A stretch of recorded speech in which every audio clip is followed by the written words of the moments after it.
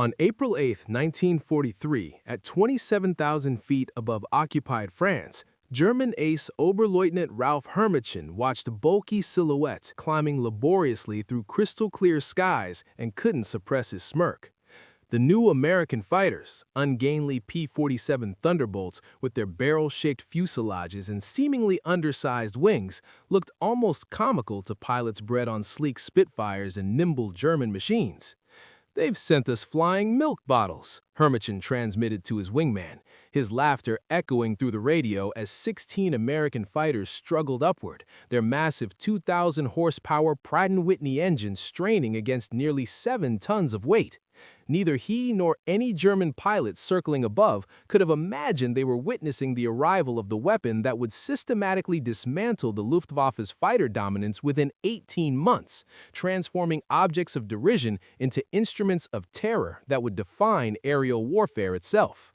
What the Germans dismissed as crude and primitive actually represented revolutionary thinking. The Republic P-47 wasn't designed to match European fighters at their own game. It was engineered around American industrial philosophy: overwhelming power, exceptional durability, and devastating firepower concentrated in a machine that could absorb punishment that would obliterate any conventional fighter. Chief designer Alexander Kartveli, Republic Aviation's Georgian-born genius, had created something unprecedented when he received urgent specifications in June 1940 as German fighters swept across France. "It will be a dinosaur," he admitted to his design team, "but a dinosaur with excellent proportions." When the XP-47B prototype first flew on May 6, 1941, test pilots were astonished. This 9,900-pound behemoth actually handled magnificently at altitude, something no competitor could claim. The massive Pratt & Whitney R2800 double wasp radial engine, producing 2,000 horsepower from 18 cylinders, maintained full power at 27,000 feet, where German fighters gasped for air. A revolutionary turbo-supercharger system, fed by exhaust gases and running through the rear fuselage, delivered sea-level performance in the stratosphere, where thin air should have rendered conventional superchargers useless. This single innovation created a decisive advantage that German engineers couldn't match: the ability to perform optimally at altitudes where oxygen was scarce and enemies were helpless. Yet the early months proved brutal. Major Hub Zemke, commanding the 56th Fighter Group, initially despised the aircraft, watching 18 pilots and 41 Thunderbolts lost to training accidents between September 1942 and January 1943. The P-47 killed more Americans in preparation than Germans would in combat's opening months. It ground-looped on landing, torque-rolled on takeoff, and dove with such enthusiasm that pilots discovered compressibility, their controls freezing as shock waves formed along the wings. Those who mastered its complexities discovered something extraordinary that changed everything. Lieutenant Robert Johnson, a farm boy from Oklahoma destined to become America's top ace with 27 victories, described his first real flight. "It was like strapping yourself to a locomotive. The power was unbelievable. You didn't fly it, you aimed it." This fundamental difference in philosophy separated American from European approaches. While German designers pursued lightweight interceptors optimized for climb and maneuverability, Republic Aviation created a high-altitude juggernaut that used mass, power, and firepower to rewrite the rules of aerial warfare. The first combat encounters in April and May 1943 confirmed every German prejudice. P-47s couldn't turn with the nimble F-190s, couldn't climb with the agile Messerschmitts at medium altitude, and couldn't match their handling characteristics where conventional thinking suggested superiority mattered most. German pilots quickly developed tactics exploiting these perceived weaknesses, attacking from below where heavy Thunderbolts struggled, forcing turning fights where agility supposedly trumped firepower. Hauptmann Josef Pips Priller, commanding Jagdgeschwader 26, reported after his first encounter, "The new American fighter is meat for slaughter. It flies like a truck, turns like a freight train, and climbs like a pregnant cow. Our boys are calling them fat targets, pretending to be warriors. The statistics initially supported German confidence. In their first month of operations, American fighter groups lost 14 Thunderbolts for only 3 confirmed German kills. The RAF, observing from their Spitfire squadrons, quietly suggested Americans might reconsider their aircraft choice. British pilots joked that the best evasive maneuver in a P-47 was unstrapping and running around the spacious cockpit. Yet something strange was happening in these early encounters that German intelligence failed to notice. Thunderbolts shot down had absorbed incredible punishment before falling. One P-47 returned from a May 4th mission with 21 cannon holes and over 100 machine gun strikes, damage that would have disintegrated a Messerschmitt or Spitfire instantly. The massive, air-cooled radial engine, lacking vulnerable coolant systems, shrugged off impacts that would have stopped liquid-cooled fighters dead. More significantly, when Thunderbolts got their guns on target, results were catastrophic. The weapons battery created a convergence zone of destruction German pilots had never experienced. 8 synchronized Browning machine guns firing at 6,000 rounds per minute, equivalent to 3,400 rounds total per sortie. Unlike early warfighters with rifle-caliber weapons or limited cannon ammunition, American pilots could maintain sustained fire for over 30 seconds, an eternity in aerial combat. The ammunition itself revealed American industrial sophistication, armor-piercing incendiary rounds with delayed-action fuses ensuring penetration before detonation, with incendiary compounds burning at 3,000 degrees Fahrenheit, hot enough to ignite aluminum structure. The revelatory moment arrived on June 26, 1943 over Abbeville, France. Second Lieutenant Robert S. Johnson's formation of 48 P-47s was returning from escort duty when 16 Focke-Wulf 190s from Jagdgeschwader 26, led by Hauptmann Wilhelm Spike Preuler, younger brother of famous Adolf Galland, executed a perfect bounce, diving from the sun with overwhelming speed advantage. Johnson's Thunderbolt, flying at the formation's rear, caught crossfire from multiple attackers, absorbing catastrophic damage instantly. 2 20mm cannon shells exploded across his aircraft, shattering the canopy, spraying hydraulic fluid into the cockpit, tearing away the engine cowling, and igniting fire behind the instrument panel. Wounded in the nose and leg by shrapnel, Johnson discovered the canopy was jammed shut. A 20mm shell had exploded in the track, welding it permanently. He was trapped in a dying aircraft at 27,000 feet, unable to bail out, unable to see clearly through an oil-covered windscreen, with an engine barely functioning and controls responding only intermittently. What happened next defied every assumption about damage tolerance in combat aircraft. Despite catastrophic structural damage, hydraulic failure, engine trauma, and control degradation, Johnson managed to level the aircraft and point it toward England. The Thunderbolt continued flying with injuries that would reduce any other fighter to falling debris. Then it got exponentially worse. A lone Focke-Wulf 190 flown by an unknown pilot discovered the crippled Thunderbolt limping toward the channel at less than 170 miles per hour. What followed became one of aerial warfare's most extraordinary encounters. The German pilot positioned behind Johnson and opened fire with his 20mm cannon and 2 13mm machine guns, then repositioned and fired again with only machine guns as cannon ammunition exhausted. The Thunderbolt absorbed the entire attack. The German pulled alongside, staring in disbelief at the flying wreck, Johnson's face visible to him, and something shifted in the German pilot's expression, from confidence to confusion to something approaching fear. After emptying his remaining ammunition, the German shook his head in amazement, gave an informal salute, and peeled away, presumably out of ammunition entirely. Johnson's P-47 landed at Manston with its engine failing on the runway. The crew chief stopped counting bullet holes after reaching 200. One cannon shell had exploded inches from Johnson's head. Another detonated against the armor plate behind his seat.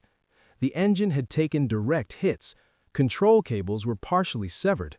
3 of the 4 main longerons, the structural backbone holding the fuselage together, were shot completely through, yet the aircraft had brought him home intact. The survival of Johnson's Thunderbolt sent shockwaves through both air forces. American engineers studying the wreckage realized they had underestimated their own creation. German intelligence, receiving combat reports from Jagdgeschwader 26's pilots, initially refused to believe it. No aircraft could absorb that much punishment, but multiple pilot testimony confirmed the impossible. The Thunderbolt had endured everything the Luftwaffe's best fighter could deliver and survived to fly again. By July 1943, American pilots were learning to exploit the P-47's true strengths through brutal trial and error. Lieutenant Colonel Hubert Zemke discovered the secret. Don't turn with them, don't climb with them at low altitude. Use your weight, use your power, use your guns. The Thunderbolt's massive weight, initially perceived as a disadvantage, became a devastating weapon. In a dive from 30,000 feet, nothing could catch it.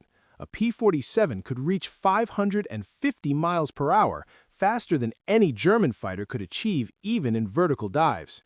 This speed converted to altitude in zoom climbs that left pursuing fighters helplessly behind. Captain Walker Bud Maharan developed what became known as the boom and zoom tactic, though pilots called it the Thunderbolt turkey shoot.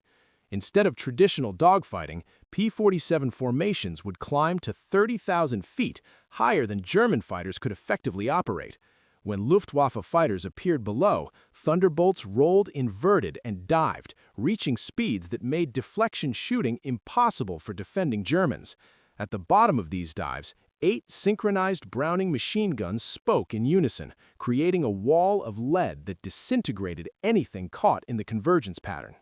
The true revelation of American firepower came during the August 17, 1943 dual raid on Schweinfurt and Regensburg, the deepest penetration into Germany attempted to that date.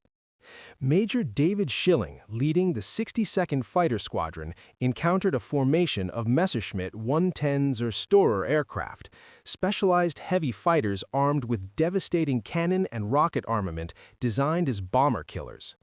These twin-engine Germans, heavily armed but less maneuverable, were the Luftwaffe's professional anti-bomber weapon.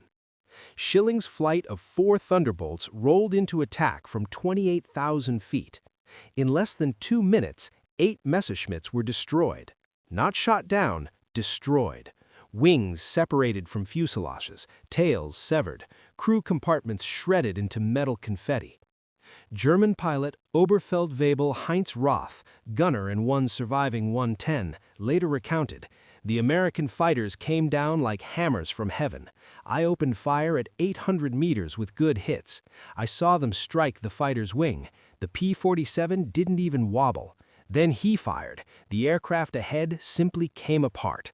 Not shot down, destroyed." This was American firepower as Europeans had never experienced it.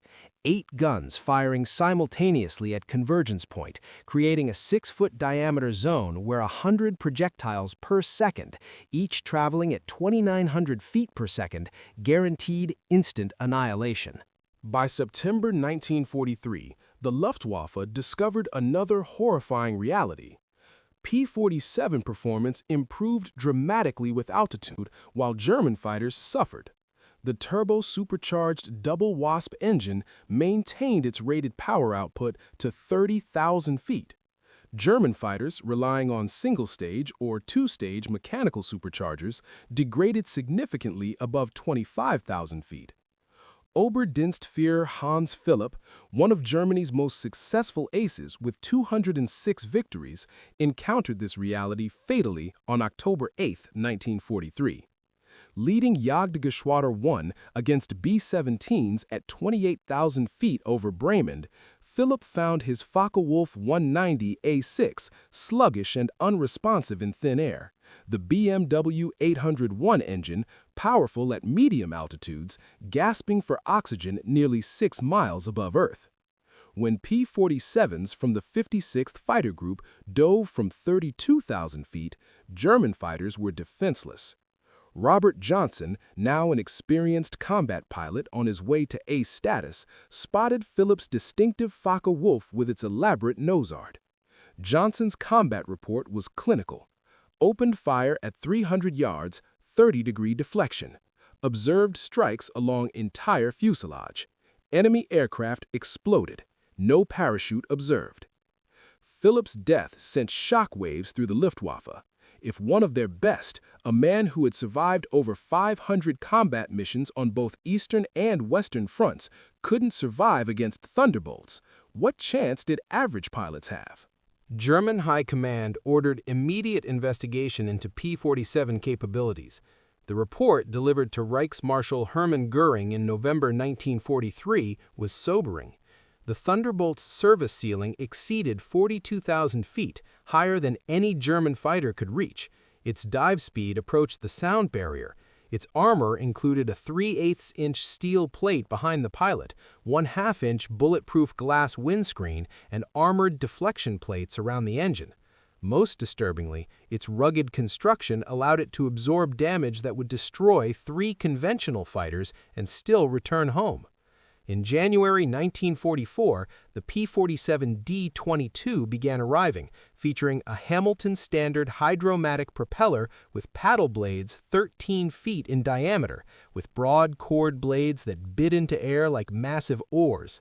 Climb rate improved immediately and dramatically. Where earlier Thunderbolts achieved an anemic 2,200 feet per minute at sea level, paddle blade variants reached 3,000 feet per minute, matching or exceeding German fighters at most altitudes. The massive propeller also improved acceleration and changed the aircraft's signature sound, a distinctive thundering roar created by blade tips reaching supersonic speeds audible for miles, earning it the German name Donnerschlag, or thunderclap. By March 1944, P-47s equipped with external fuel tanks could escort bombers deep into Germany, extending range over 1,000 miles. With the paddle blade propeller providing improved performance even when loaded, Thunderbolts could fight on equal terms immediately after dropping tanks. The Luftwaffe's response concentrated on bombers, hoping to inflict enough losses to stop the American daylight campaign. But this required flying through the P-47 escort screen, an increasingly suicidal proposition. German pilots developed grudging respect, bordering on fear for the big American fighters. Major Gerhard Barkhorn, one of Germany's top aces with 301 victories, survived an encounter with P-47s on March 6, 1944, that left him badly wounded. He later recalled, "We saw them above us, fat silhouettes against the sun. Someone laughed and said, 'Here come the flying pigs.' Nobody was laughing 30 seconds later. They came down like an avalanche, faster than we could react. The first pass destroyed 3 of our fighters, just gone, transformed into burning debris. Their guns didn't fire in bursts like ours. They poured out solid streams of fire. Getting caught in that stream meant instant death." The escort missions revealed another P-47 advantage: endurance. While German fighters operated at maximum power settings, consuming fuel rapidly, the big American radials could cruise efficiently at high altitude, remaining with bombers for hours while rotating top cover and maintaining enough fuel for combat and return. As more P-51 Mustangs arrived to handle long-range escort duties in spring 1944, P-47 units increasingly focused on ground attack, a role making them the most feared aircraft in the German arsenal. The transition began in earnest in April 1944 as Allies prepared for the invasion of France. The Thunderbolt's heavy machine gun battery proved equally effective against ground targets. Armor-piercing incendiary ammunition could penetrate the top armor of most German vehicles, while sheer volume of fire destroyed soft targets in seconds. A 2-second burst delivered 160 half-inch projectiles into a truck-sized target area. But the addition of bombs and rockets transformed the P-47 into a true multi-role monster. The D-25 variant could carry two 1,000-pound bombs under wings and a 500-pounder under the fuselage, a bomb load equal to early war medium bombers, plus zero-length rocket stubs for 10 5-inch high-velocity aircraft rockets, each equivalent to a 105mm artillery shell. On June 6, 1944, the Luftwaffe discovered how completely the power balance had shifted. Over 500 P-47s provided air cover for the invasion, creating an impenetrable umbrella over the beaches. German fighters attempting to reach the landing zones were massacred. Oberleutnant Wolfgang Fischer of Jagdgeschwader 26, one of only 3 German pilots to reach the beaches that day, reported, "The sky belonged to the Americans. Thunderbolts were stacked from sea level to 30,000 feet. We tried to break through at dawn with 12 fighters. I was the only one to return. The P-47s were waiting at every altitude.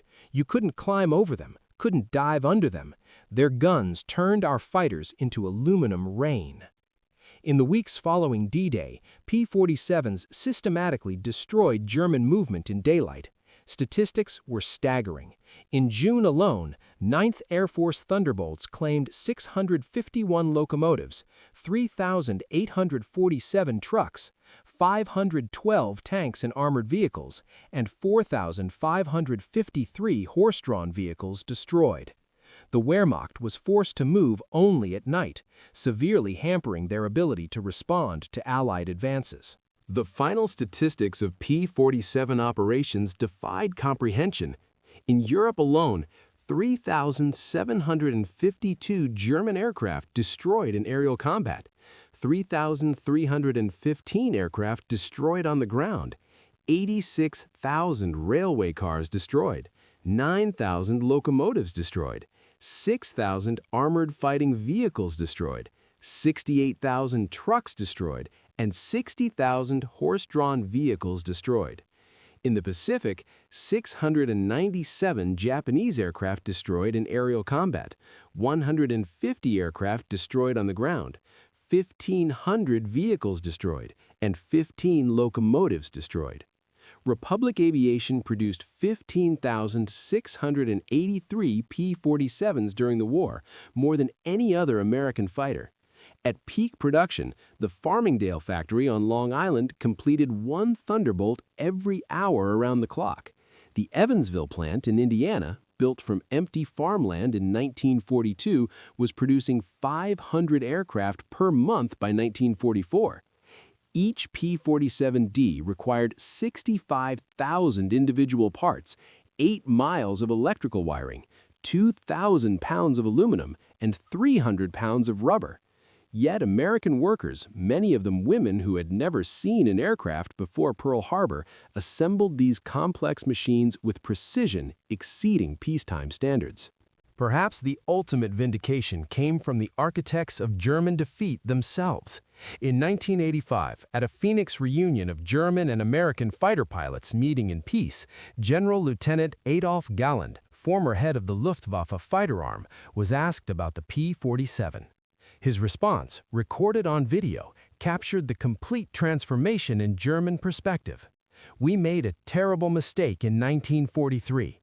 We saw this big, heavy fighter and laughed. The Americans don't understand air combat, we said. They built a bomber and called it a fighter. We were the ones who didn't understand. The Americans didn't try to build a European fighter. They built an American one designed around production, firepower, and survivability. They understood that in a war of attrition, the plane that could take punishment and deliver devastating firepower would win. They were right. The first time I flew a captured P-47 after the war, I understood everything. The power was incredible. It climbed like it was falling upward. The cockpit was comfortable, visibility excellent, controls precise, a pilot's aircraft wrapped in armor. But what really impressed me was realizing that America built over 15,000 of these complex machines while fighting a 2-ocean war. That's when I knew we never had a chance. They didn't beat us through better tactics or braver pilots. They buried us under an avalanche of steel and lead.